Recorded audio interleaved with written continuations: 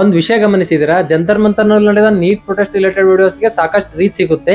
ಆದ್ರೆ ಈಗ ಜಾರ್ಖಂಡ್ ನಲ್ಲಿ ನಡೀತಿರುವ ಸ್ಟೂಡೆಂಟ್ ಪ್ರೊಟೆಸ್ಟ್ ಬಗ್ಗೆ ವಿಡಿಯೋ ಮಾಡಿದ್ರೆ ಅದೇ ರೀತಿಯ ರೀಚ್ ಸಿಗ್ತಿಲ್ಲ. ಇದನ್ನ ನೋಡ್ತಿದ್ರೆ ಮೆಟಾ ಬಗ್ಗೆ ಪ್ರಶ್ನೆ ಹುಟ್ಕೋತಿದೆ, ಅನುಮಾನ ಬರ್ತಿದೆ.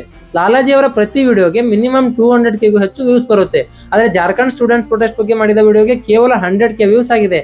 ಇದನ್ನ ನೋಡ್ತಿದ್ರೆ ಮೆಟಾ ಸೆಲೆಕ್ಟಿವ್ ರೀಚ್ ಕೊಡುತ್ತಾ ಅಂತ ಪ್ರಶ್ನೆ ಹುಟ್ಕೋತಿದೆ. ಇದರ ಜೊತೆಗೆ ಅವಾಗವಾಗ ಪ್ರೋ ನ್ಯಾಷನಲಿಸ್ಟ್ ಕಂಟೆಂಟ್ ಮಾಡುವ ಕ್ರಿಯೇಟರ್ಸ್ ಗಳ ಅಕೌಂಟ್ ಡಿಸೇಬಲ್ ಮಾಡೋದು ಮತ್ತು ಹಲಾಲ್ ಬಗ್ಗೆ ವಿಡಿಯೋ ಮಾಡಿದ್ರೆ ಆ ವಿಡಿಯೋಗೆ ರಿಸ್ಟ್ರಿಕ್ಷನ್ಸ್ ಹಾಕೋದು, ಈ ತರ ಹಿಂದೂ ವಿರೋಧಿ ಅಲ್ಗೋರಿಥಮ್ ವರ್ಕ್ ಆಗುತ್ತೆ. ಇತ್ತೀಚೆಗೆ ನರೇಂದ್ರ ಮೋದಿ ಅವರ ವಿಡಿಯೋ ಕೂಡ ಮೆಟಾ ತಡೆ ಹಿಡಿದಿತ್ತು ಮತ್ತು ಇದರ ಬಗ್ಗೆ ಕ್ಷಮೆ ಕೇಳುವ ಮುಖಾಂತರ ಸ್ಪಷ್ಟನೆ ಕೂಡ ಕೊಟ್ಟಿತ್ತು.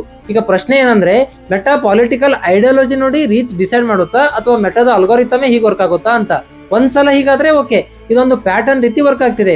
ಸೋಷಿಯಲ್ ಮೀಡಿಯಾ ಪ್ಲಾಟ್ಫಾರ್ಮ್ ಅಂದ್ರೆ ಕೇವಲ ಎಂಟರ್ಟೈನ್ಮೆಂಟ್ ಅಲ್ಲ, ಇದು ಒಂದು ಜನರ ಒಪಿನಿಯನ್ ರೂಪಿಸುವ ದೊಡ್ಡ ಪ್ಲಾಟ್ಫಾರ್ಮ್. ಹಾಗಾಗಿ ಯಾವ ಕಂಟೆಂಟ್ ಗೆ ರೀಚ್ ಕೊಡಬೇಕು, ಯಾವ ಕಂಟೆಂಟ್ ನ ಸಪ್ರೆಸ್ ಮಾಡಬೇಕು ಅನ್ನೋದ್ರಲ್ಲಿ ಟ್ರಾನ್ಸ್ಪರೆನ್ಸಿ ಇರಬೇಕು.